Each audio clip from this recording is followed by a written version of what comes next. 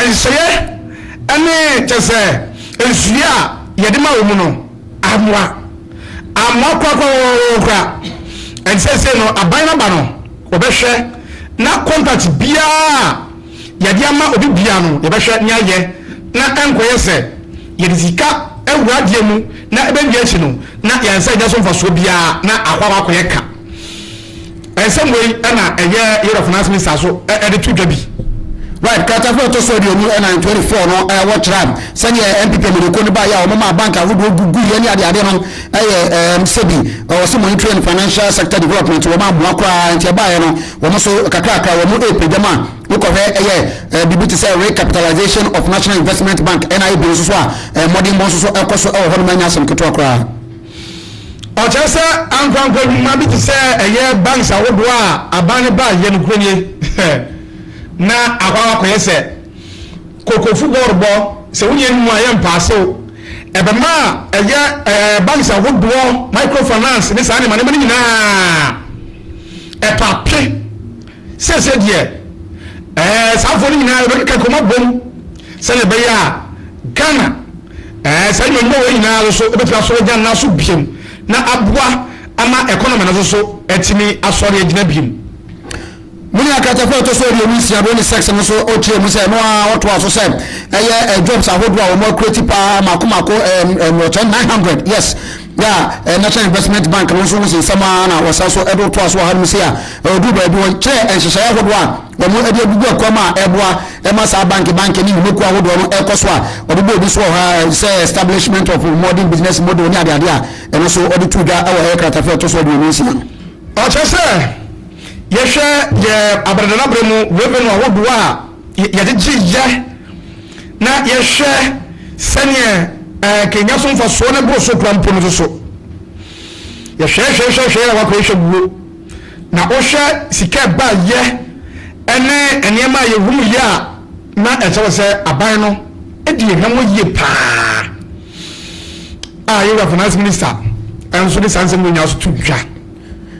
wa mi amada se Katakyie to so bi no e wo 28 nso o tie mu se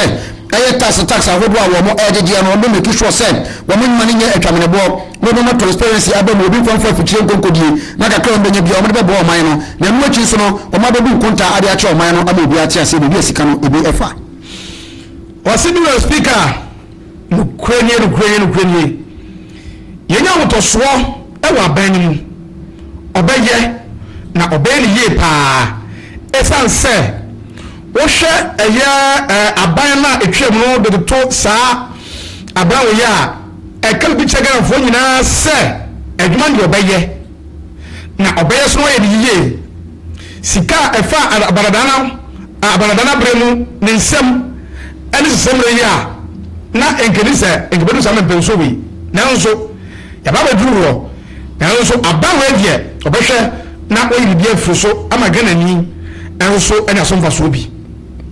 wa mara say we Katakyie to so abiasa tare no ne pato okasa erefa VAT value added tax okasa erefa wo se ne be ya eno so wo betimi amamu du kama wo betimi ede ahwe o man no enu echi so no wo kire se bi levi dudu a omo ebetwetwem levi dudu a wo mo atwetwetwem mi do muguso ebe so twem atuogu COVID-19 levi obo VAT rate a o ma to so ene ade a ne pato get point any NHS levis so watch so be ye for one ade a etino we reason some okekan ya o he 30 na VAT any level ahodo a wo be ye free wo any do medical ye free whatever metwa so a go jari o sere no 30 no na me kan ye to be kan 31 okay na metwa so e wo ho a economy was and some tax and some and also na kosa e bobo so wa asi ya and so e won some de tia so no akwaja ode ensamkwa na ebi wo mu ho a no so e won some so de tia en so no ahal aye audit service and as auditors won some and okay can say be ya o mo make sure say audit no ba bia bi wura and yasem ketwa entino any security before by Biano when the board were on say was it update on audit of arrears, payables and commitments. Yakapiamu in some many idea and it's our ghost names many idea. Meaning also so okay was an hour Katakyie so every to so no say ye Ghana ne bia so e wo ho kwan se ne bi koso na se anya yin wo ho kwan se yin yare be ne betum bi nya ka se tie na bibia so aye kama se ne be ya abanuma wo die no so e betimi aboa na enkwere se ono nko na so e kwakosoa no na yin ado boa ama oman chichi yare ne kan kon so Ghana ne bia so nya so mfa so bi Katakyie to so bia sana no 34 no so what tire kwan am ba so ana mo be du ya mo afa so atete ye ka ye de no so bebre ya nya asem ketwa na mo to me tetu so wie no na aye update on debt restructuring aye kwan am ba fa so ye ka ye de no ye betima structured ye ama entimi emene en Katakyie to so bia sa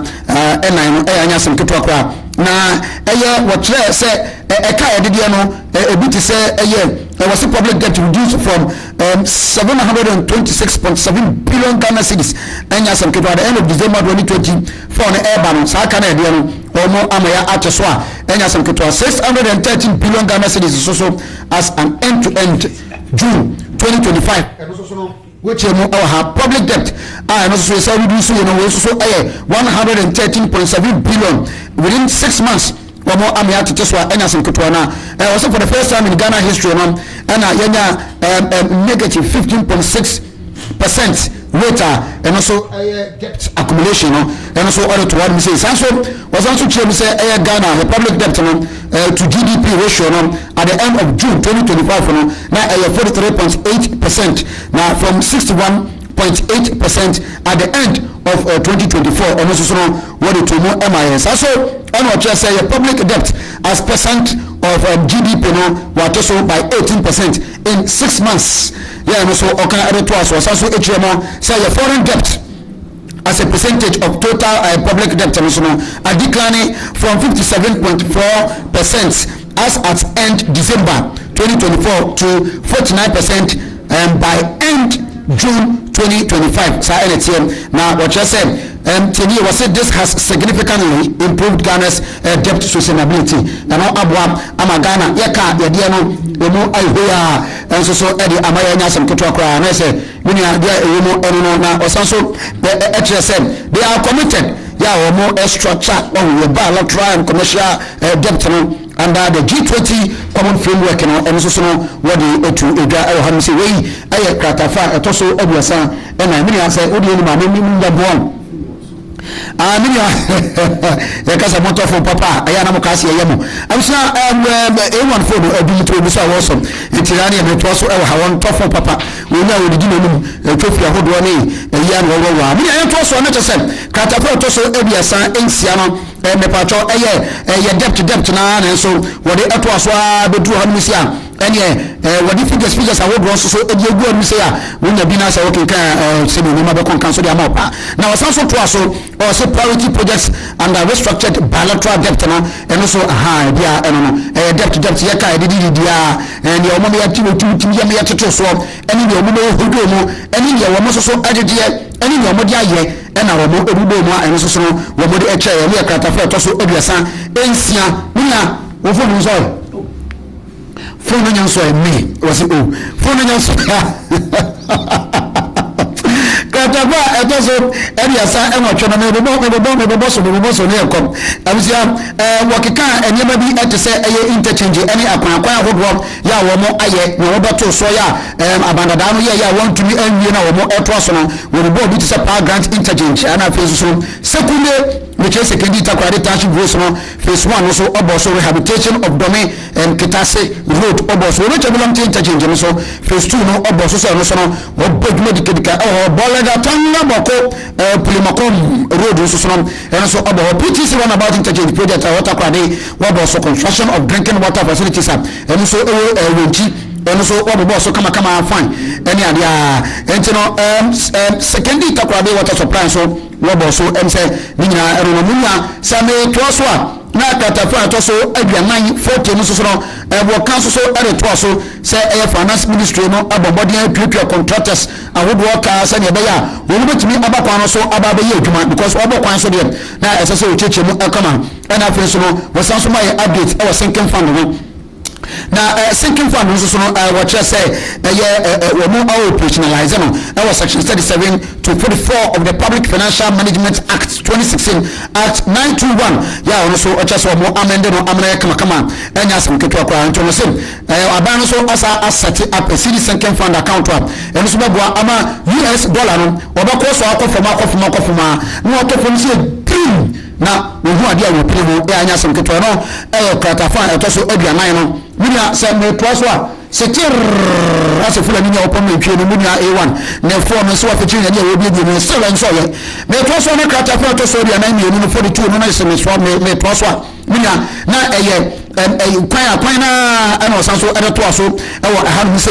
na watch say me pacho odi benchmark securities and priorities ya odi baba ama abua ama enyama stabilize kama was it primary dealers and bond market specialist system so no eno so womo ababe hweguma womo ebua ama domestic bond market no eno so akonkan ewo hanu se ya eno so keka won sinsama kratafan etoso aduanan emiro na kratafan etoso aduanan eman eno so what you say abisana enche bia me ko wiaro because adena 366 maybe 243 ya me dania no what my revision and simple no was also adia ko fiscal framework no ya wo cheche mi che macroeconomic ni GDP no gross domestic product no won say some edikan dia bra no was also my review and say revision was also adia ko revenue me che tax ahodo e wo so answer some dia o ma je do ndi bia be kan do metwa mu lebi sa wodo e no so no was also revise say anya sam ketwa asaso ade ko expenditure ya kan expenditure sika awo man no ne ye yusu ne afo ba bia wuro ba bia pie ba bi no eno so wo boye chemu awo krata fa to so aduanan enan no eno mo me ko krata fa to so aduanan ensia na abusiam na just say metro say was a risk to the 2025 fiscal framework no eno so medical abo ho enkomo ade a choda da ya wo che ni bi say was a shortfall in customs revenue what the by said revenue what shares here no dia enkosi agam what yes also and I say the smuggling of marine gas oil say ye fango amafo bi mu fokutu kan so etuntoni die na ema etia o man nyina so obobo so our half was customs revenue so and so revenue ya what the ekeka was mutumi ka kwa kratafa eto so area na emotwe and so okay smuggling on marine gas oil ya gas no so no say ni amafo esmogo we mu hia na wo bi atwa ne bo ne ade a che say ni nyina mu so no obo ho komo wa bra wo ba ya wo mu so ehebukina amanema ade konkan so ade ama wo si we den salary so no em so okeka won sama wodo ma yet ase na se pon Ghana for ehu de mu a em so no e wo kratafa etoso aduanan emotwe na kratafa etoso aduanan kratafa etoso aduanan 50 and so what my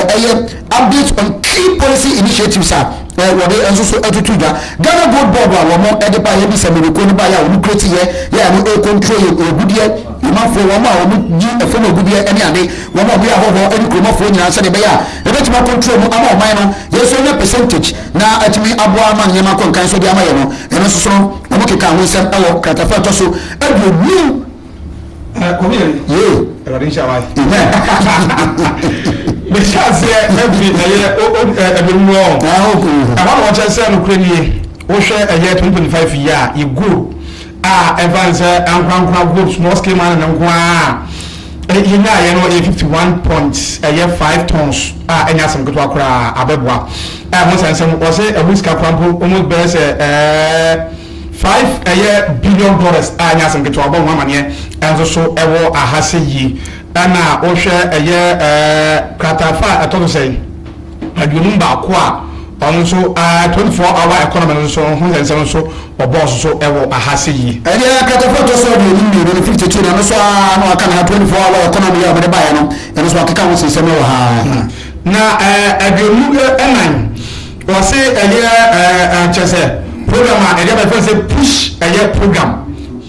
the big push program yes and what I say so obomo amane and so e wo hase yi a o chese sa beboa ama economy so etimi agya na so yi pa obomo amane so hase yi e de nu na no media na ye wo dia e de nu mensa na ye wo dia aduonum na ne media enti maka wo enti waka media enti sa to so okay enti ko aduonum mu ho okay aduonum no ana o che se ọman no che se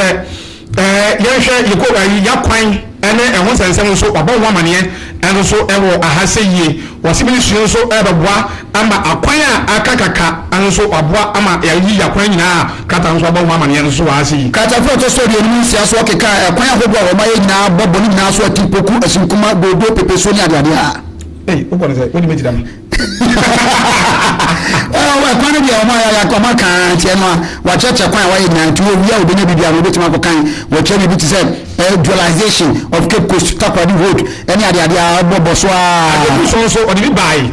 ana o che se inchi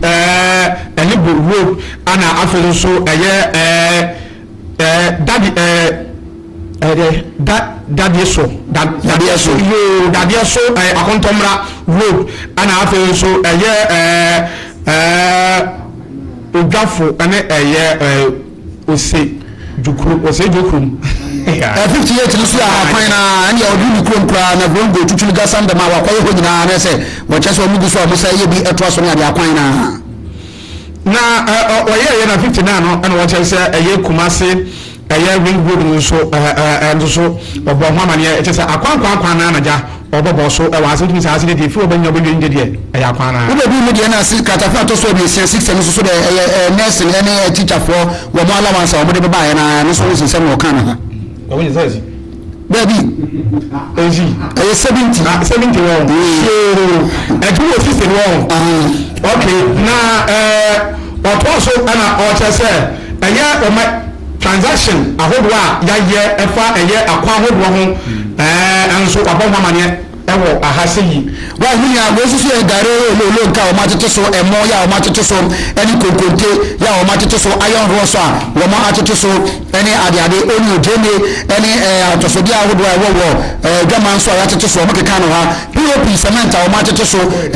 John Dramani Mahama ba ye wo ma tete so ni na century pad ya tete so ni na buo boto ya o ma tete so ni na so o cheche no e wa ha nso okay katafa to so de sia na no so still na enyema o matete so no na wo cheche ma enya so ketwa free education so no free NHS so free SHS so wan ya o mede ba he no eno so wo cheche maka na sika twitwi dia o mode ewu mo enya so ketwa kra national health insurance so sika twitwi dia o mode ewu mo ene e ka we mo apply ni nyina no eno so no wo cheche mo e wa ha mi se ya eti no na me to so abusafo katafa to so de sia ensia so no ema ono so wo kire mo se wo ma deliver to say wo bia bi dia se pa se nyema wo bobo so e che se John Dramani Mahama no wo ba nie pa na they need support o mu hia Ghana for emo pa se ne be ya e be ma weather storm no wo mo atimi a control no ya nya sem ketwa ni na so wo cheche mo e katafa eto so ebiesia ensia katafa eto so ebiesia enwotwe no so no me pato Finance Minister also HM say business community no send your John Dramani Mahama na ni se moniko no wo da na akoma so no wo mo eba boa amo bia business ta ku bia no me patro obi bia akoso e de amount so ana traders o mo makola ene miamia hodo no o mo make sure say eye Ghana national cake no wo bia ensa kan de wo bra wo bia embre ho me patro katafa etoso bi so last hour no what you say wodi bia woda obi bia ase na wo mo a wo to abama ndc wo mo ma to abama ndc na mi enhyem nya na mom yenya to abana wie no collective effort bia ena se so wode nsa ebe mo ne eboa ene ade a wo se wontimi ewie wa bra woncha John Dramani Mahama ya wono Ghana mampeni ne dedication na ho brase ena na ho fama wode boa ama national research no enso eko enenim obi enso no okache speaker right honorable Amansan Kisport Babin enso so watcha no ema odana se ene mhwebedefo ya omo mhwebedefo ho no se nyame enhye omu nyina owie no kan Mr. Speaker indeed aban papa aba I thank you for your kind attention. Okay, right, I thank you for your kind attention. Any na no hunsem no okay, Kola me dase. mebacho ye kodi ana even whatever ma we dey sima be ba ko pe na me wo she me am director ma na OG ya wono ye be kai abra na kuma wo gina na so wo be ti OG films ene na woda even pato say picture no hono da to so na whatever ma OG and then na woda when the boss kase pa wo director yes Oji mo on so na mama ye dimo TV stations awodo kuma TV Mahesh TV any ade oji be bia wo bia no show wasanso atete kuma wo do nkora pa ma buma diju mo din chinchina twamone ade ade na misha na on se trade man ma wo joy for ayi ene show no wo be bia wo yere pa obo djuma ni ade oji be bia wo bia no na ko position no kese na e ma oda so na ewo mu right me da se pa and okay quickly na young corner fee the general submission of this whole budget if you Monday kono ye be kono sector by sector na fee ya bibi nsem no mu kakra and okay Abdul Said ewo ha say Abdul Said ewo ha Abdul Said Samed Marwan Abdul Samed Marwan okay, we didn't bet him. Original communication team member for the NDC. Or Hani or say Bufaba joining in Tieguso. Bufaba Yabako Nafi already and on some city. Maybe I'm watching.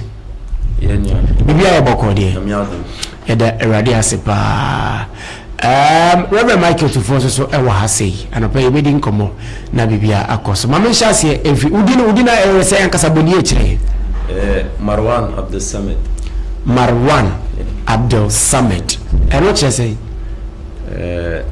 Abdul Samad nature the eternal. Okay. Part of the 99 names of Allah. I see. Wow. Abdul Samad no. Okay. So Abdul no nature Nyameba. Okay. We also are say chief imam. Right. Your budget in Mukakana you share. And our finance minister the budget betuja. The whole budget. At you say, oh, budget no the budget a shame crime. Young can say the hope ma yent mamufor no. No. Budget in general no the utie emunsem ne no other kodokodi na ekrese assistance Ghana no baby ayejina no yejina on the right track. So kakra mekafa eno hono. I see. Right. So on the right track. Mo pick free baby. And amodi ababedru baby. Baby amodi free ni baby amodi ababedru. Any the media budget here finance minister dia babeto omanfo ni nyina enim. Which part of it do you want to talk about? And here for now few say a year oman ni bekọ nanim. Na here so na hu say nyese bia wo ye mom na ma ban wo power nti but here for so na hu ni say say ye hono so no ka ebia ye hu bibi kakra nke betumi ayi. Ne dikai no meda etifase na say budget na enra finance minister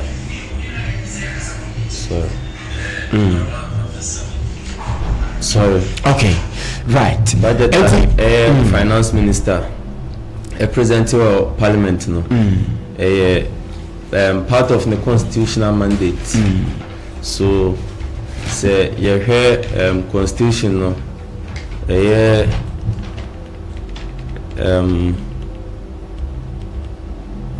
you hear constitution no section 28 okay the Public Financial Management Act of 2016 Act 921 talking about media budget review every media biano finance minister no mandated say or present the state of the economy to the Ghanaian public. So the finance minister koye no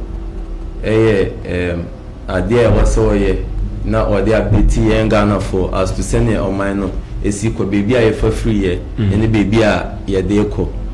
na utie baby a yɛfa ɔman no free yɛ na otumu sɛ na ɔman no na yɛ nyina yie koraa baby te sɛ wohwɛ baby te sɛ kwan a na yɛfa so generate revenue kwan a na yɛfa so spend yɛn revenue no wotumu sɛ na ɔman no na yɛaka akyi paa wohwɛ yɛ expenditure ɛne yɛ revenue na mostly for the past almost 4-5 years no yɛ expenditure exceed yɛ revenue. So with this mid-year budget review no basically na government no basically say before say you take it over as a government no the budget ever to Ghana for any Emma Ghana for approve budget no mai inti sisia na yetwa your first 6 months no e was say the budget ever Ghana for emo mu hu se sisia no budget na the buy and say na esiko na saying so na the next 6 months no you be see akwafa inti basically for budget there media budget review no there it provided the government with a Burma government updating the budget.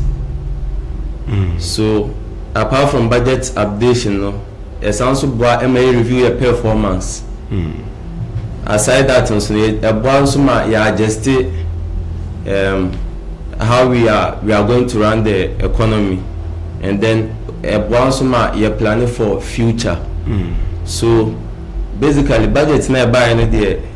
men can say so far there won't be any year but me as NDC na more atuma mo be just out there me susu say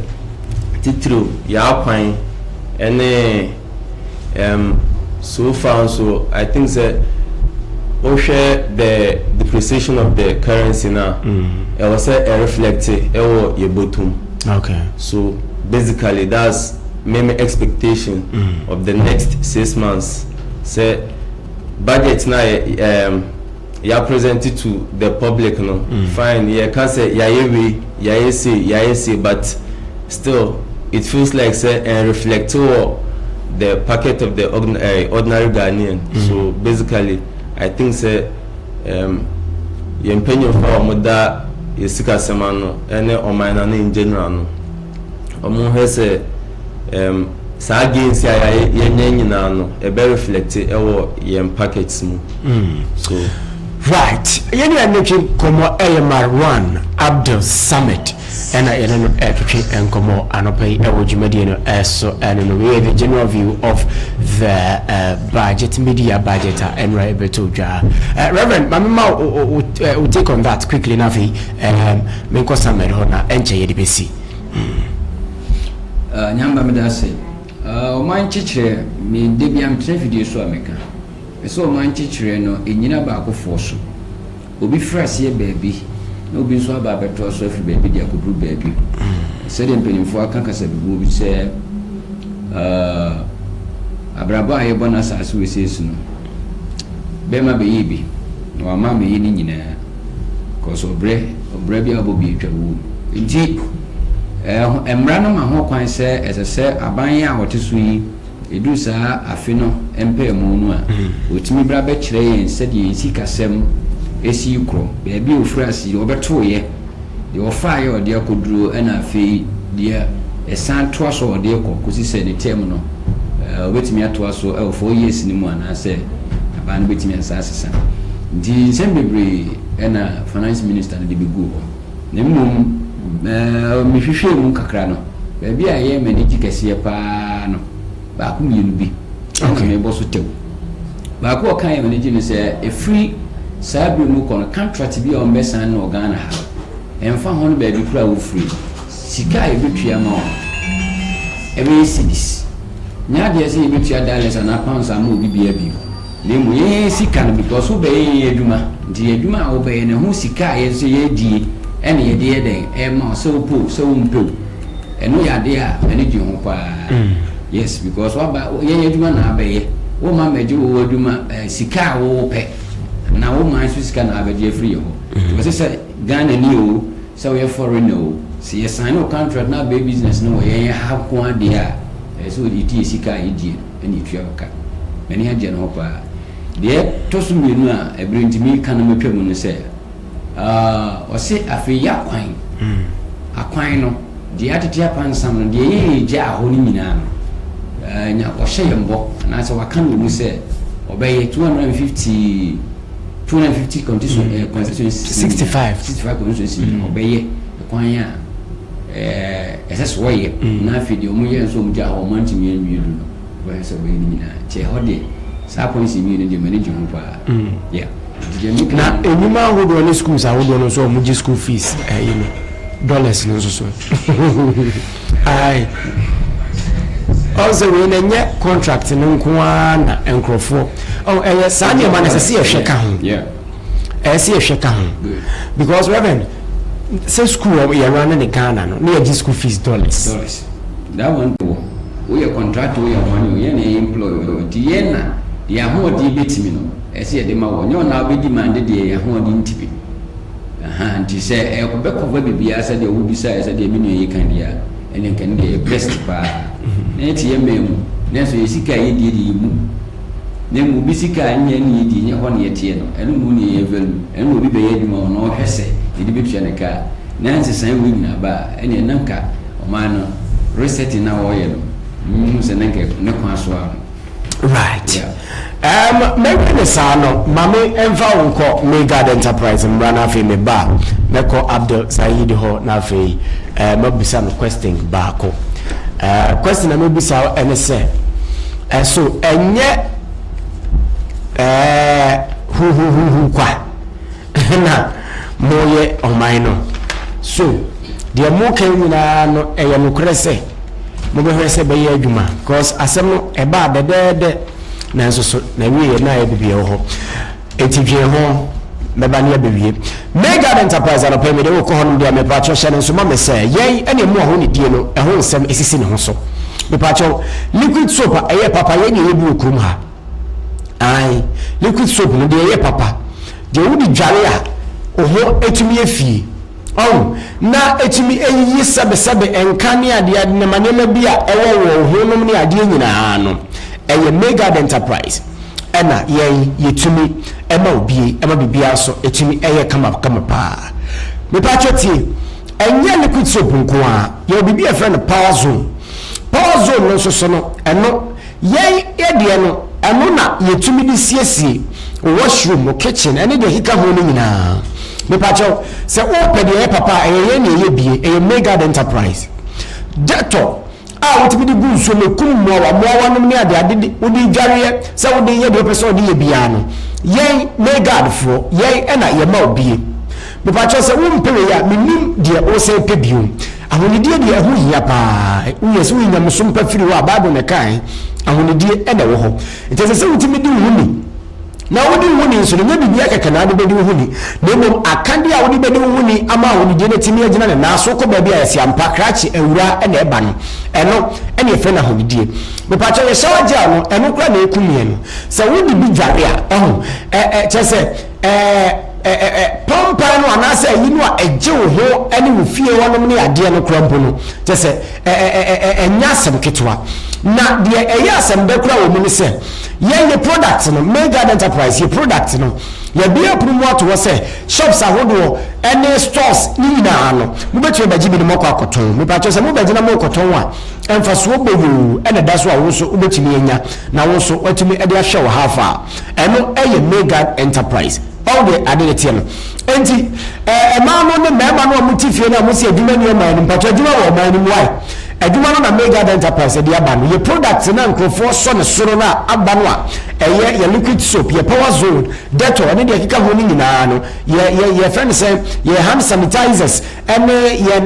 chese de kika ho ni nyina no eye enu bi na ye bi ekomo so ato se ɛnyɛ sɛ yɛ mo a ho ne di asi ne ho so kɛkɛ na mmom yɛ ma wo kwana wo apɛ sɛ wobɛgye bi nso kɔtɔn no ɛno nso yɛtumi ama wo bi ɛti ntɛmpa na wode frɛ Megad Enterprise sesi a ɛwɔ 0241 51 23 62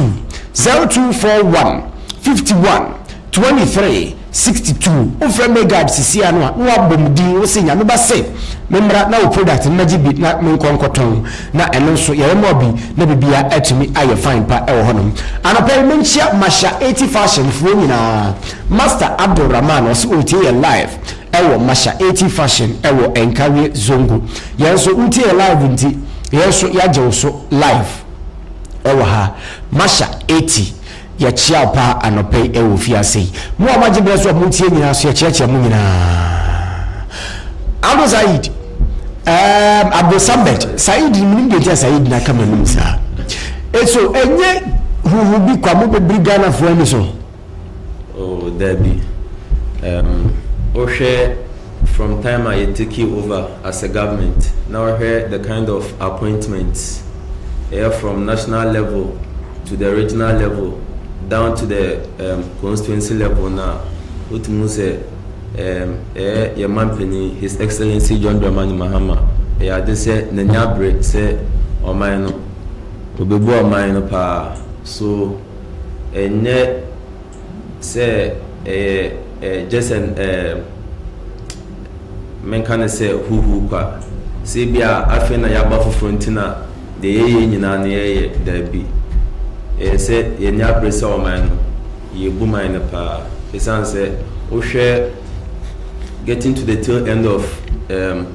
last year krana who see political environment now who say there was no hope in the system now say o share youth no krana ye ni any that will be our your governance structure but since the leadership of John Dramani Mahama the government of John Dramani Mahama it take you over o share nyama was start here na e my young hope say oh the future is bright so men can say say e show keke na ye nya brese ye bumai because her appointments ne nyama ya start here dey to akwamu a senior value I see the no I appreciate against the dollar senior o share petrol prices are airdropping o share the kind of senior your prudent economic management senior suspend there ultimately say no or on the right direction so and yes ya men can say ya ba foforo ntina amamu no as obi afili say as ye bibi mroso bia men can say from now going forward them you sure say His Excellency John Dramani Mahama any appointees na nya de say ombema yen Ghana for na say yen Ghana mabunu no yen say sifom I see. Right, member of your crack run, dear Nabaka, the actual mobility, T14, and I am home. Why?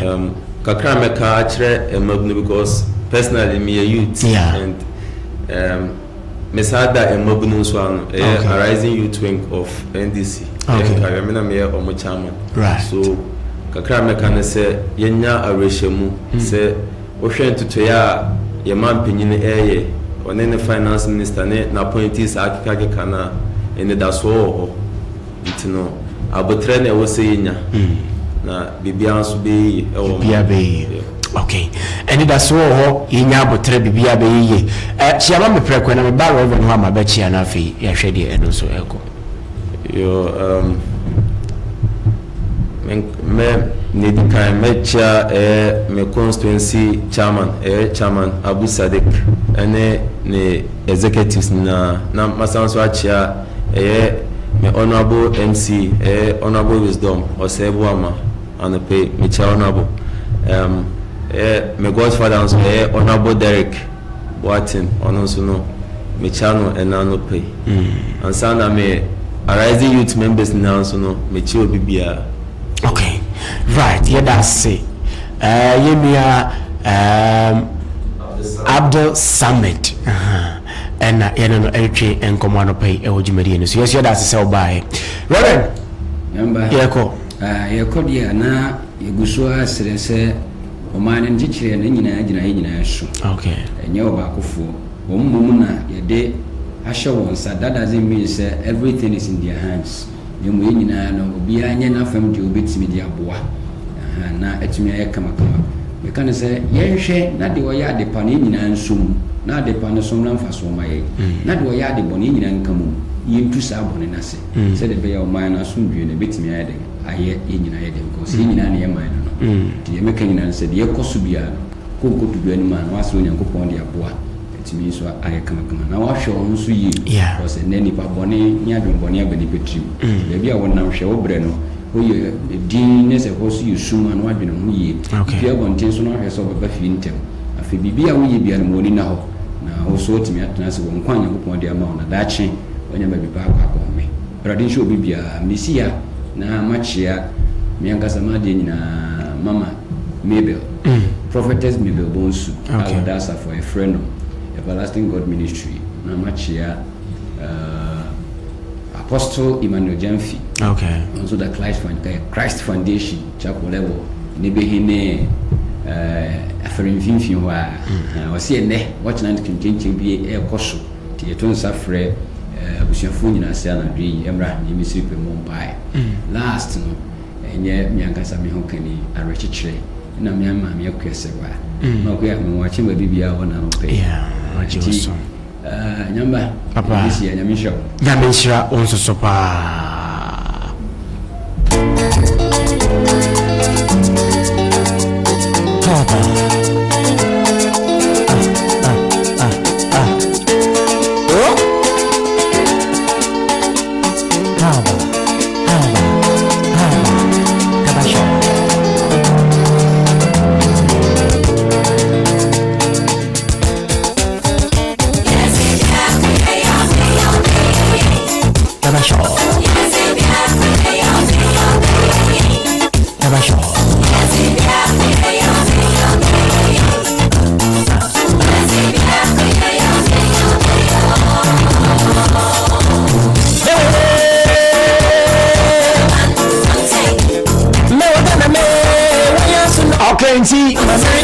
drawing the curtains down na comedy and if you don't then fast da mo bibia na men kai say this soft IT console and I'm is this soft IT consult we patcho di juma wo pi e wo ya catch ni ya so yo we patcho ye ni twa videos a efe ye ma pictures a ye quality is a wo ye wedding wo ye engagement wo ye program bia ye na ba fie patcho ba na ye twa pictures any videos e ma wife ye ma de ye papa obi hu a is a obetimi ani na ni betimi aje wo and is this soft IT consult